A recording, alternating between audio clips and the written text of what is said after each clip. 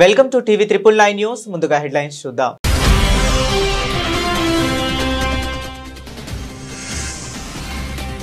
Russia oil పై మళ్లీ పాత పాటే పాడిన ట్రంప్. పుట్టిపారేసిన భారత్, మా ఇంధనం విధానం స్వతంత్రమైందన్న న్యూఢిల్లీ.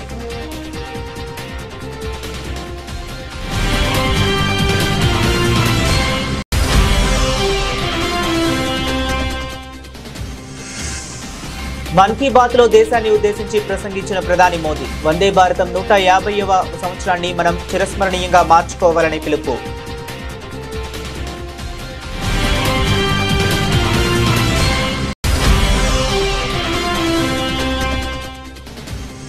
శౌర్యవీర్ రన్ ఫర్ ఇండియా కు మంచి స్పందన వచ్చింది. సంతోషం వ్యక్తం చేసిన chief of army staff general Upendra Dwivedi.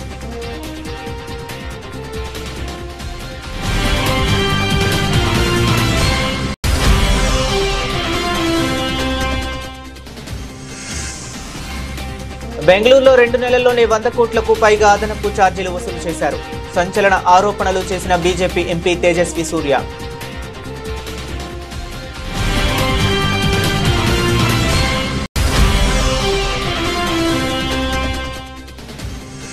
Huzur Nagar Telangana పరిశ్రమలు డీట్ సింగరేణి కాలరీస్ సంస్థ ఆధ్వర్యంలో మెగా జాబ్ మేళా. 20 నెలల్లోనే 75,000 ఉద్యోగాలు కల్పించామన్న మంత్రి ఉత్తమ్.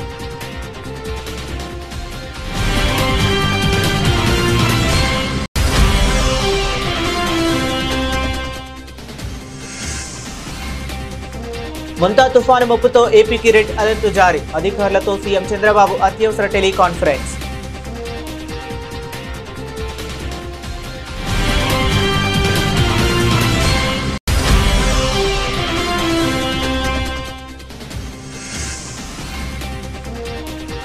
జూబ్లీహిల్స్ ఉప ఎన్నికల్లో కాంగ్రెస్ కు జలక్ తప్పదు. బీఆర్ఎస్ ఘన విజయం తథ్యమని ధీమా వ్యక్తం చేసిన కేటీఆర్.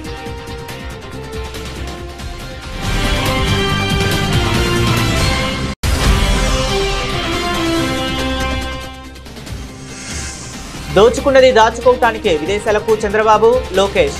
కూటమి ప్రభుత్వంపై ఎమ్మెల్యే తాటిపత్రి చంద్రశేఖర్ ధ్వజం.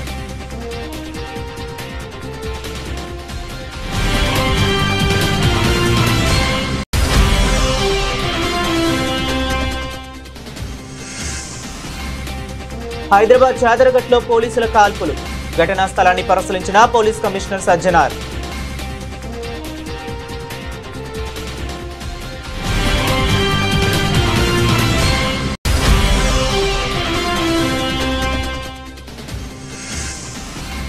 ప్రజా సమస్యలను పక్కకు పెట్టి జేబులు నింపుకోవటంలో బిజీ. తీవ్ర స్థాయిలో మండిపడ్డ వైఎస్ఆర్సీపీ అధికార ప్రతినిధి జూపూడి ప్రభాకర్ రావు.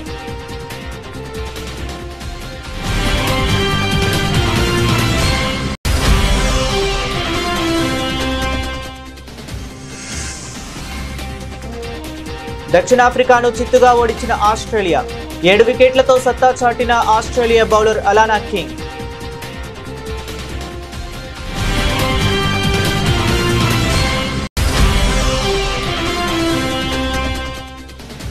మెగాస్టార్ చిరంజీవిని కలిసిన తెలుగు ఫిల్మ్ జర్నలిస్ట్ అసోసియేషన్ సభ్యులు. ఫిల్మ్ జర్నలిస్టుల సంక్షేమానికి తన వంతు సహకారం అందిస్తానన్న చిరంజీవి.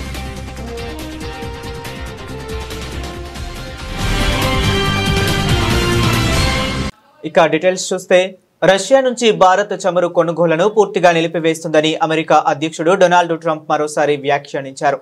అయితే తమ ఇంధన అవసరాలపై నిర్ణయాలు కేవలం జాతీయ ప్రయోజనాలను దృష్టిలో పెట్టుకునే తీసుకుంటామని భారత ప్రభుత్వం స్పష్టం చేస్తున్నప్పటికీ ట్రంప్ పదే పదే ఇదే వాదన వినిపించడం గమనార్హం. ఎయిర్ ఫోర్స్ 1 విమానంలో విలేకరులతో మాట్లాడుతూ ట్రంప్ ఈ వ్యాఖ్యలు చేశారు. రష్యా నుంచి చమురు కొనుగోళ్లను చైనా గణనీయంగా తగ్గిస్తుంది. ఇక భారత్ అయితే పూర్తిగా ఆపేస్తుంది. మేము ఇప్పటికే రష్యాపై ఆంక్షలు విధించాం అని రష్యాకు చెందిన రాస్నెఫ్ట్, లుకాయిల్ వంటి సంస్థలపై విధించిన తాజా ఆంక్షలను ప్రస్తావిస్తూ ఆయన తెలిపారు. ప్రస్తుతం ఆసియా పర్యటనలో ఉన్న ట్రంప్ దక్షిణ కొరియాలో చైనా అధ్యక్షుడు జిన్పింగ్ తో సమావేశం కానున్నారు. ఈ నేపథ్యంలో ఆయన వ్యాఖ్యలకు ప్రాధాన్యం ఏర్పడింది. అయితే ట్రంప్ వాదనలను భారత ప్రభుత్వం మొదటి నుంచి ఖండిస్తూ వస్తుంది. తమ ఇంధన విధానం పూర్తిగా స్వతంత్రమైనదని, స్థిరమైన ధరలు, నమ్మకమైన సరఫరా వ్యవస్థలను నిర్ధారించుకోవటంపైనే తాము దృష్టి సారిస్తున్నామని స్పష్టం చేసింది. బయట శక్తుల ఒత్తిడితో కాకుండా దేశ ప్రయోజనాలను అనుసరించే ముడి చమురు దిగుమతులపై నిర్ణయాలు ఉంటాయని న్యూఢిల్లీ ఇప్పటికే పలుమార్లు తేల్చి చెప్పింది.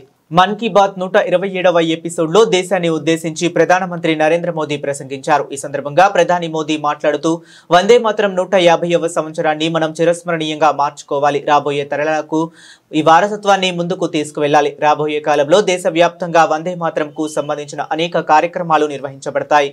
పౌరులందరూ ఆకస్మిక మరియు హృదయపూర్వక ప్రయత్నాలలో వందే మాతరం ప్రచారాన్ని సహకరించాలని నేను కోరుకుంటున్నాను అని ప్రధానమంత్రి నరేంద్ర మోదీ అన్నారు. मेरे प्यारे देशवासियों, अब मन की बात में एक ऐसे विषय की बात जो हम सबके दिलों के बेहद करीब है।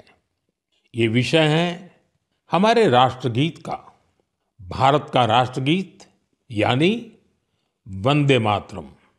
एक ऐसा गीत जिसका पहला शब्द ही हमारे हृदय में भावनाओं का उफान ला देता है। वंदे मातरम, इस एक शब्द में कितने ही भाव है, कितनी ऊर्जाएं हैं। सहज भाव में ये हमें मां भारती के वात्सल्य का अनुभव कराता है। यही हमें मां भारती की संतानों के रूप में अपने दायित्वों का बोध कराता है।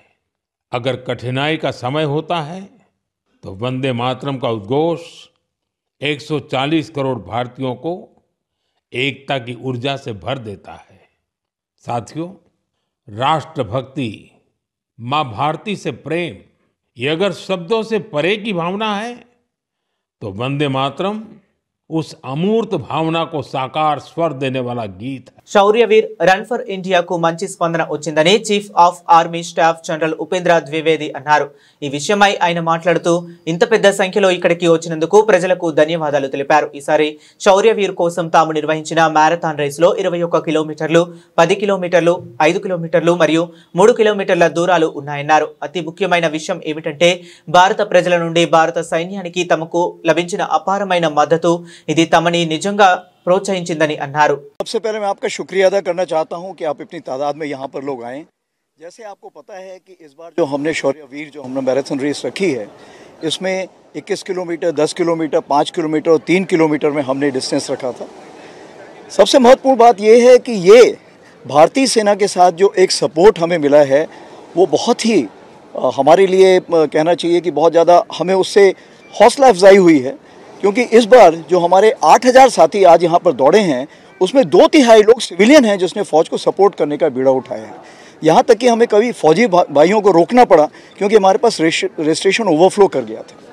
रही बात पूरे भारत में, तो तकरीबन 21 लोकेशन में ये जो है रेस हुई है और इसमें 35,000 से ज़्यादा वॉलंटियर्स ने रेस में भाग लिया है। తీవ్రమైన రద్దీ ఉన్నప్పటికీ బెంగళూరులో అత్యధిక మెట్రో ఛార్జీలు ఉన్నాయని బీజేపీ ఎంపీ తేజస్వి సూర్య అన్నారు. ఛార్జీల స్థిరీకరణ నివేదికలో ప్రాథమిక లోపాలు ఉన్నాయని, దీని ఫలితంగా కేవలం 2 నెలల్లోనే ప్రజల నుంచి 100 కోట్లకు పైగా అదనపు ఛార్జీలు వసూలు చేయబడ్డాయి అని అన్నారు. I think we are honestly feeding into this news cycle by responding to him each and every time. My sincere appeal to the Chief Minister is this. You have a minister in your cabinet who is least interested in the ministry that you have assigned to him. In the last 2.5 years, I have not seen the IT minister make even a single statement regarding his ministry. The chief minister should make things easier for him. It is not difficult for the chief minister to create a new ministry. Maybe the CM should consider creating a new ministry for RSS affairs or RSS investigative affairs or something like this that will keep Priyank Kharge busy. Maybe, honestly, people should also do work that they are passionate about, right? There is no point in burdening him with responsibility that he is not interested in. I think the chief minister should create a separate ministry that will look after, RSS affairs and such, banning and, such, maybe I don't know what nomenclature can be used, comprehensive extracurricular activities ministry, where, regular giving controversial sound bites, not speaking about development, can be a full-time job of a minister. And maybe you can assign him that responsibility and he will do exceedingly well in that. I don't think one should burden him with, a very important ministry like the IT ministry, where his heart is not there. I mean, you are a journalist, madam, and you are doing this out of purpose and passion, right? You wanted to do this. You are doing so well because you are doing it out of passion. In the same way, everybody has their own calling. Let Priyank Kharge choose his calling. Let him leave the subjects of development, IT and everything for other ministers in the government. Let him focus on this, controversial statement making, RSS affairs type of a ministry. Let the CM. ఉద్యోగాలు రావాలంటే తెలంగాణ రాష్ట్రం ఏర్పడాలని ఉద్యమాలు చేశామని ఇప్పుడు నిరుద్యోగ సమస్య పరిష్కారానికి కాంగ్రెస్ ప్రభుత్వం నిరంతరం కృషి చేస్తుందని మంత్రి ఉత్తమ్ కుమార్ రెడ్డి పేర్కొన్నారు. కాంగ్రెస్ పాలనలో ప్రభుత్వ ప్రైవేటు రంగాల్లో ఉద్యోగ అవకాశాలు కల్పించడానికి పాటుపడుతున్నామని చెప్పారు. శనివారం సూర్యాపేట జిల్లా హుజూర్ నగర్ లో తెలంగాణ పరిశ్రమలు డీట్ సింగరేణి కాలరీస్ సంస్థ ఆధ్వర్యంలో ఏర్పాటు చేసిన మెగా జాబ్ మేళను ఆయన ప్రారంభించి మాట్లాడారు. కాంగ్రెస్ అధికారంలోకి వచ్చిన 20 నెలల్లో 75,000 ఉద్యోగాలు కల్పించామన్నారు. మేము హుజూర్ నగర్లో ఈరోజు తెలంగాణ రాష్ట్రంలో ఎన్నడూ జరగని విధంగా అతి భారీ మెగా జాబ్ మేళా నిర్వహించడం మాకెంతో సంతోషంగా ఉందని చెప్పి నేను మనవి చేస్తున్నాను. ఈరోజు ఉదయం ఇంటర్వ్యూస్ మొదలై ఇప్పటి వరకే 250 యువతకి 250 మంది యువతీ యువకులకి జాబ్ ఆఫర్ లెటర్స్ ఇవ్వడం జరిగింది. ఇప్పుడు వీలైతే ఈ మీటింగ్ కాగానే కొన్ని జాబ్ ఆఫర్ లెటర్స్ ఇవ్వడం జరుగుతుంది. హుజూర్ నగర్ లో కోదాడులో కాంగ్రెస్ పార్టీ ముఖ్యులతో సంప్రదించి మరి గ్రామీణ యువతకి రూరల్ యూత్ కి ఎంప్లాయ్మెంట్ విషయంలో చాలా తీవ్రమైన సమస్యలు అనే విషయాన్ని గుర్తించి పట్టణాల్లో చదువుకున్న నిరుద్యోగ యువత కంటే గ్రామీణ ప్రాంతంలో నిరుద్యోగ యువత సమస్య తీవ్రంగా ఉందని మేము ఆలోచన చేసి మన ప్రాంతంలో రాష్ట్రంలో దేశంలో ప్రముఖ కంపెనీలను ఆహ్వానించి ఇక్కడ హుజూర్ నగర్ లో జాబ్ మేళా నిర్వహించాలని చెప్పి మేము ఆలోచన చేసి ముందుకు పోయాం. సింగరేణి కాలరీ సహకారంతో పరిశ్రమల శాఖ యొక్క డీట్ వారి సహకారంతో సుమారు ఈ రోజు ఇక్కడికి రిక్రూట్మెంట్ చేసుకోవడానికి 275 కంపెనీలు వచ్చినాయి. ఉదయం 9 గంటలకు మొదలు పెట్టుకొని రాత్రి 9 గంటల వరకు ఇంటర్వ్యూస్ కొనసాగుతాయి. మేము అనుకున్న దానికంటే ఎక్కువ స్పందన వచ్చింది కాబట్టి ఈ జాబ్ మేళా రేపు కూడా కొనసాగుతుంది. ఇక్కడికి వచ్చిన నిరుద్యోగ యువత అందరికీ నేను మనవి చేస్తున్నా, మీరు ఆతృత పడనవసరం లేదు, యాంగ్జైటీ వద్దు. రేపు కూడా ఈ జాబ్ మేళా కొనసాగుతుంది.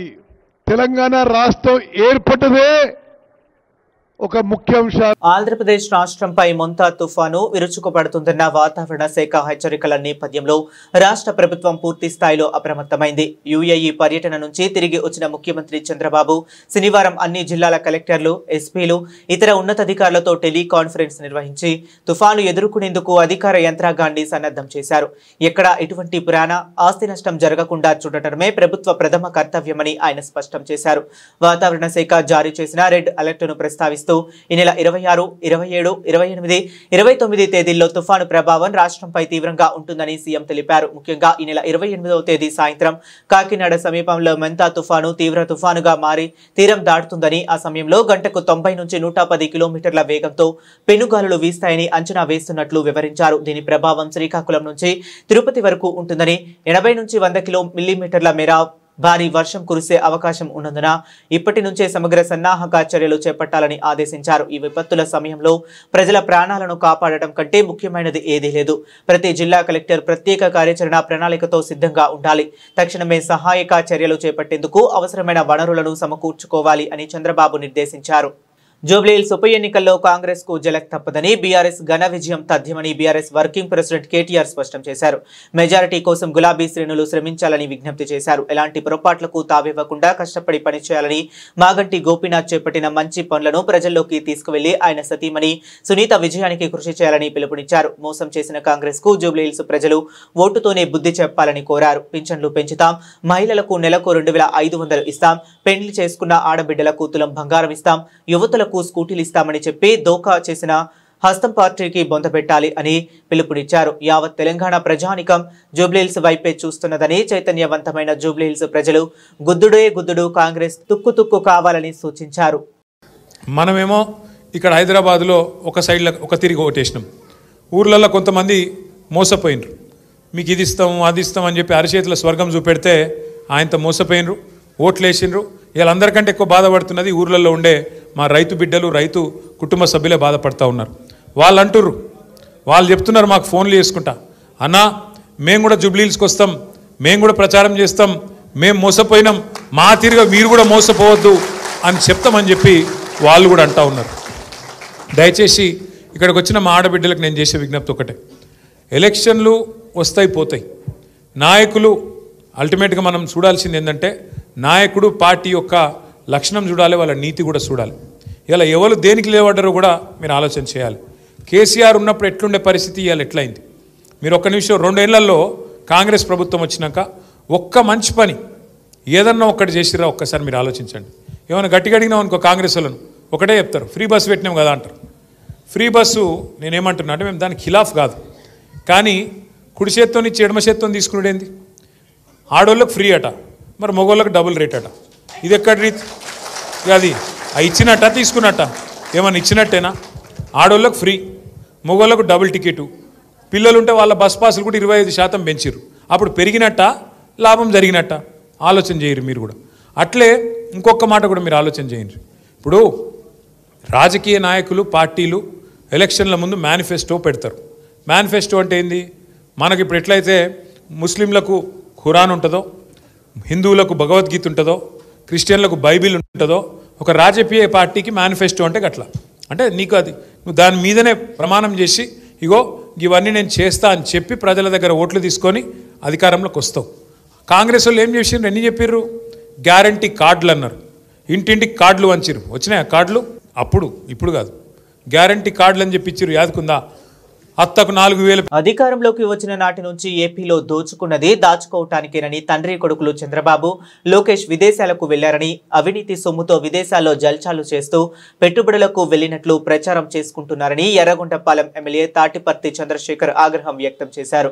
తాడేపల్లిలోని వైఎస్ఆర్ కాంగ్రెస్ పార్టీ కేంద్ర కార్యాలయంలో ఆయన మీడియాతో మాట్లాడుతూ 2014-2019 మధ్య కూడా ఏపీకి 1,00,000 కోట్ల పెట్టుబడుల వరద అంటూ ఎల్లో మీడియా ప్రచారం చేశారని, ఏపీకి ఒక్క పరిశ్రమ కూడా తేలేకపోయారని స్పష్టం చేశారు. వైఎస్ జగన్ తన 5 ఏళ్ల పాలనలో తీసుకొచ్చిన పరిశ్రమలనే తనవిగా చెప్పుకోవటం తప్ప చంద్రబాబు చేస్తున్నదేమీ లేదని ఆరోపించారు. అకాల వర్షాలతో రైతులు అల్లాడిపోతుంటే ప్రభుత్వం పట్టించుకోవటం లేదని ఎమ్మెల్యే తాటిపర్తి చంద్రశేఖర్ ఆగ్రహం వ్యక్తం చేశారు. ఎక్కడా కూడా విద్యాశాఖ మంత్రికి పట్టనే పట్టదు, చీమ కుట్టినట్టు కూడా ఉండదు. ఇవాళ తండ్రేమో దుబాయ్ ట్రిప్పు, కొడుకేమో ఆస్ట్రేలియా ట్రిప్పు.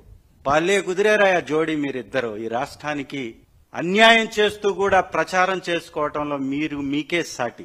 2014 నుంచి 19 మధ్య దాదాపు 150 కంపెనీలు ఈ రాష్ట్రానికి వచ్చేస్తున్నాయని, ఏవియేషన్ హబ్ గా ఆంధ్ర మారిపోతుందని, ఈ రాష్ట్రంలో పెట్టుబడులు పెట్టడానికి ప్రపంచ ప్రఖ్యాత సంస్థలు క్యూ కడుతున్నాయని, ఇక్కడికి ఒలింపిక్స్ ని తీసుకొచ్చేసి నిర్వహిస్తానని, నోబెల్ బహుమతుల్ని వచ్చే విధంగా పిల్లల్ని ట్రైన్ చేస్తానని, బ్యాడ్మింటన్ క్రికెటర్ కి నోబెల్ ఇస్తానని, అంటే ఈయన మాట్లాడినటువంటి మాటలు గాని ఒక్కసారి మనం గమనిస్తే ప్రచారంలో ఎంత పిచ్చి బట్టి వ్యవహరిస్తాడో ప్రచారం కోసం ఇట్లే మనకు కనపడుతూ ఉంది.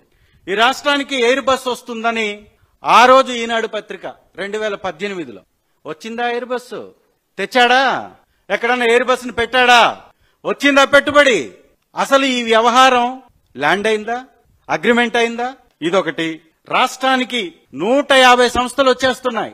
ఈనాడు పత్రిక రాసేస్తుంది టక్. ఆయన చెప్పటమే ఆలస్యం, అచ్చేసేస్తాడు, అడ్డగోలుగా ప్రచారం చేసేస్తాడు ఈనాడు.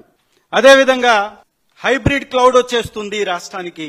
హైబ్రిడ్ క్లౌడ్ ఈ రాష్ట్రానికి వచ్చేస్తుంది, పెట్టుబడులు పెట్టేస్తున్నారు, 100 లక్షల వేల ఉద్యోగాలు వచ్చేస్తున్నాయి, పడిపోతున్నాయి. ఇక్కడే రాష్ట్రం బ్రహ్మాండంగా అభివృద్ధిలోకి ముందుకు వెళ్లిపోతుంది, కోట్ల పెట్టుబడులతోటి కళకళలాడేస్తుంది అంటాడు. తీరా చూస్తే ఒకటంటే ఒకటి రాదు.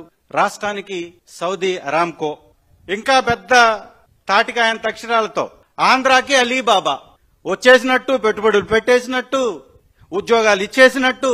ఇక ఇక్కడి నుంచి మనకి భద్రత ఉద్యోగాల కల్పన ప్రభుత్వానిదే అని చెప్పేస్తాడు. హ్యాపీగా ఏపీకి పెట్టుబడుల వరద అని ఇంకొక వార్తను రాసేస్తాడు. ఎందుకు చంద్రబాబు నాయుడు గారు విచ్చలవిడిగా ఇవి విదేశీ పర్యటనలు చేస్తూ ఉంటాడంటే జల్సాలకు అలవాటు పడ్డటువంటి మంత్రుల్ని, జల్సాలకి ప్రభుత్వ డబ్బుని విరివిగా ఖర్చు పెట్టడానికి అలవాటు పడ్డటువంటి చంద్రబాబు నాయుడు గారి ప్రభుత్వం మంత్రుల్ని, ఎమ్మెల్యేలని షికారులకు తీసుకెళ్తాడు. ఇక్కడ సంపాదించినటువంటి సంపాదనని అక్కడ దాచిపెడతాడు. ఈ విహారయాత్రలు, విదేశీ పర్యటనలు అంటే పెట్టుబడుల కోసం కాదు సుమి, కేవలం దోచిన డబ్బుని దాచుకోవడానికి. ఈ 16 నెలల కాలంలో ఈ రాష్ట్రంలో వచ్చినటువంటి అడ్డగోలు అవినీతి సొమ్ముని భద్రంగా స్పెషల్ ఫ్లైట్లలో తీసుకెళ్లి హైదరాబాద్ నగరంలోని చాదరగట్టు ప్రాంతంలో శుక్రవారం సాయంత్రం కాల్పుల ఘటన కలకలం రేపింది. సెల్ ఫోన్ దొంగలించి పారిపోతున్న 2 దొంగలను పట్టుకునేందుకు ప్రయత్నించిన పోలీసులపై వారు కత్తితో దాడికి యత్నించారు. దీంతో ఆత్మరక్షణ కోసం పోలీసులు జరిపిన కాల్పుల్లో 2 నిందితులు గాయపడ్డారు. ఈ ఘటనపై సమాచారం అందుకున్న Hyderabad police commissioner CV Sajjanar సంఘటనా స్థలానికి చేరుకుని వివరాలు ఆరా తీశారు. గాయపడిన దొంగలను పోలీసులు అదుపులోనికి తీసుకుని చికిత్స నిమిత్తం ఆసుపత్రికి తరలించారు. పట్టుబడిన వారిలో ప్రధాన నిందితుడు ఒమర్ అని, అతనిపై నగరంలో వివిధ పోలీస్ స్టేషన్లలో 25 కేసులు నమోదై ఉన్నాయని సిపి సజ్జనార్ మీడియాకు వెల్లడించారు. ఉమర్పై రౌడీ షీట్ కూడా ఉందని తెలిపారు. ఈ ఘటనపై కేసు నమోదు చేసుకుని దర్యాప్తు చేస్తున్నట్లు ఆయన తెలిపారు. ముఖ్యమంత్రి చంద్రబాబు నాయకత్వంలోని కూటమి ప్రభుత్వం ప్రజా సమస్యలను గాలికి వదిలేసిందని, రాష్ట్రంలో పాలన పూర్తిగా గాడి తప్పిందని వైఎస్ఆర్సీపీ ప్రధాన కార్యదర్శి, అధికార ప్రతినిధి జూపూడి ప్రభాకర్ రావు మండిపడ్డారు. తాడేపల్లి వైఎస్ఆర్సీపీ కేంద్ర కార్యాలయంలో మీడియాతో మాట్లాడుతూ సీఎం చంద్రబాబు బాటలోని మంత్రులు పయనిస్తున్నారన్నారు. ప్రజల గురించి ఆలోచించడం మానేసి తమ జేబులు నింపుకునే కార్యక్రమంలో వారు బిజీగా ఉన్నారని ఆగ్రహం వ్యక్తం చేశారు. ఒకవైపు శాంతి భద్రతలు నిర్వీర్యమయ్యాయి, మరోవైపు ప్రజారోగ్యం పడకేసింది, ఇంకోవైపు ప్రకృతి వైపరీత్యాలతో రైతులు కుదేలవుతున్నారని, అయినా కూడా ఈ ప్రభుత్వానికి చీమ కుట్టినట్లుగా కూడా అనిపించడం లేదని ధ్వజమెత్తారు. ఈ రాష్ట్రంలో ప్రభుత్వం అనేది సరైనటువంటి గాడిలో ఉందా? ఉంటే తెలుగుదేశం పార్టీలో ఎమ్మెల్యేనే నేను ఎలక్షన్ నిలబడేటప్పుడు ఒక ఎంపీకి 5 కోట్లు ఇచ్చాను.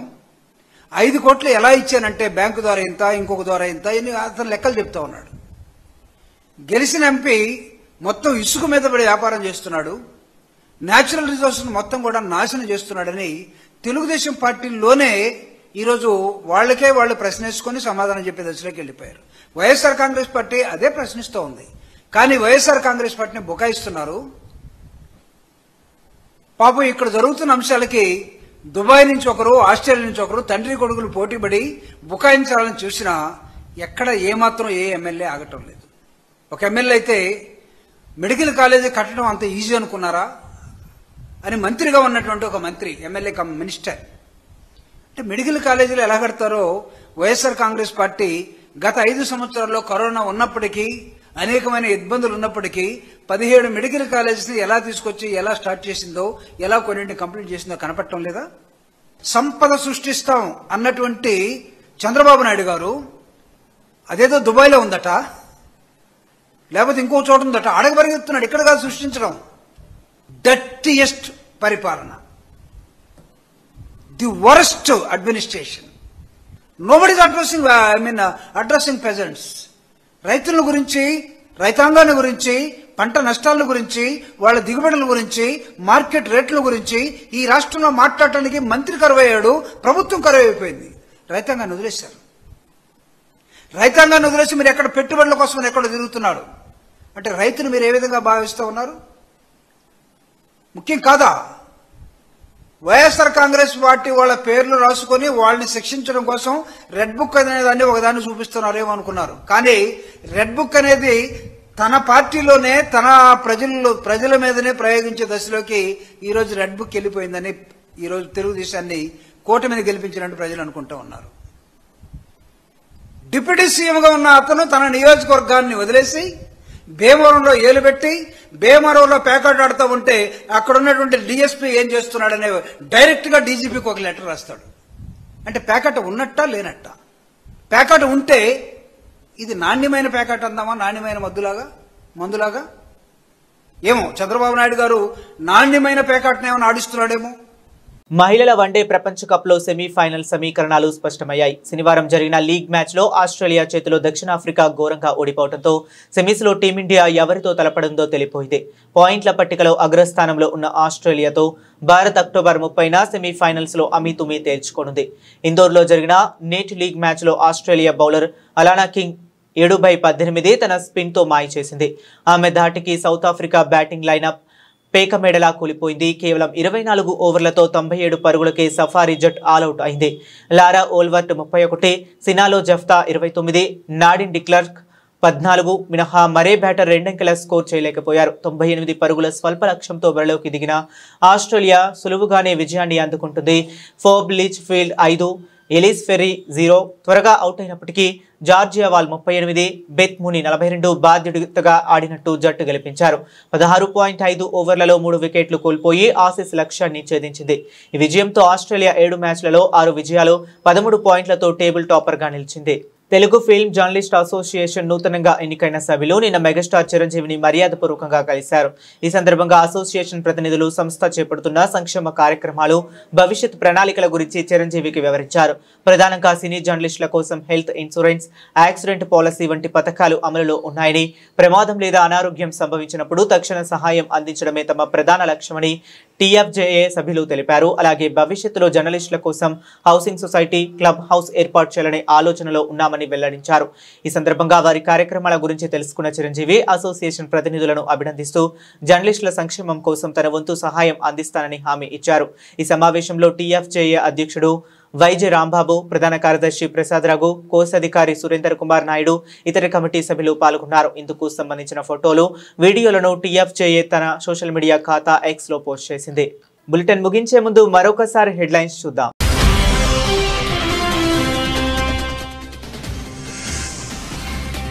రష్యా ఆయిల్ పై మళ్లీ పాత పాటే పాడిన ట్రంప్, కొట్టిపారేసిన భారత్, మా ఇంధనం విధానం స్వతంత్రమైందన్న న్యూఢిల్లీ.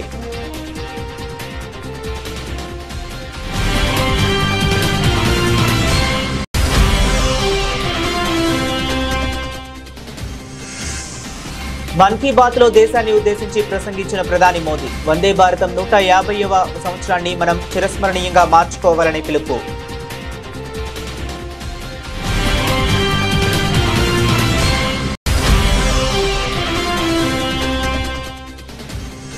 శౌర్యవీర్ రన్ ఫర్ ఇండియాకు మంచి స్పందన వచ్చింది. సంతోషం వ్యక్తం చేసిన chief of army staff general Upendra Dwivedi.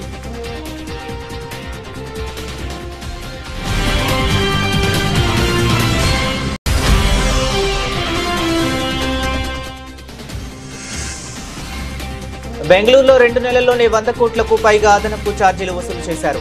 సంచలన ఆరోపణలు చేసిన బీజేపీ ఎంపీ తేజస్వి సూర్య.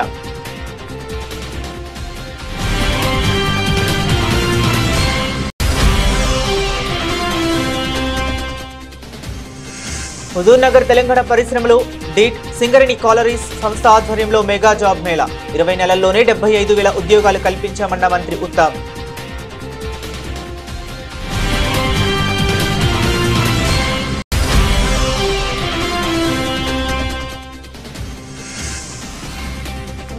ముంతా తుఫాను ముప్పుతో ఏపీకి రెడ్ అలర్ట్ జారీ. అధికారులతో సీఎం చంద్రబాబు అత్యవసర టెలికాన్ఫరెన్స్.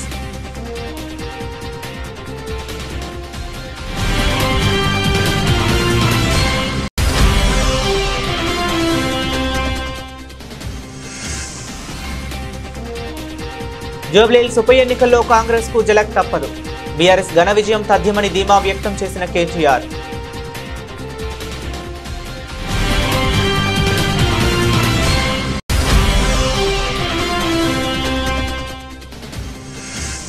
దోచుకున్నది దాచుకోవటానికే విదేశాలకు చంద్రబాబు, లోకేష్. కూటమి ప్రభుత్వంపై ఎమ్మెల్యే తాటిపత్రి చంద్రశేఖర్ ధ్వజం.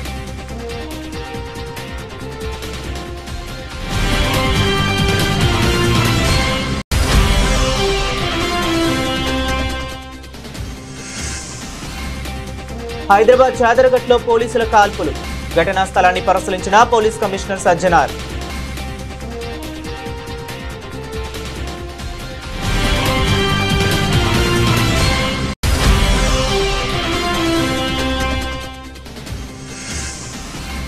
ప్రజా సమస్యలను పక్కకు పెట్టి జేబులు నింపుకోవటంలో బిజీ. తీవ్ర స్థాయిలో మండిపడ్డ వైఎస్ఆర్సీపీ అధికార ప్రతినిధి జూపూడి ప్రభాకర్ రావు.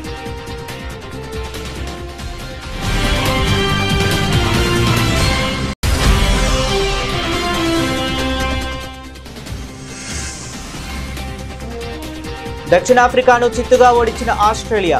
7 వికెట్లతో సత్తా చాటిన ఆస్ట్రేలియా బౌలర్ అలానా కింగ్.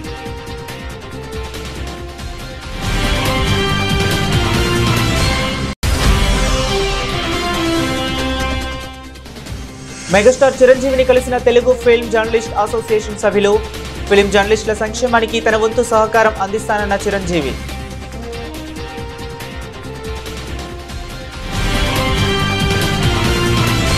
ఇవి ఇప్పటి వరకు ఉన్న అప్డేట్స్. మరిన్ని అప్డేట్స్ కోసం చూస్తూనే ఉండండి.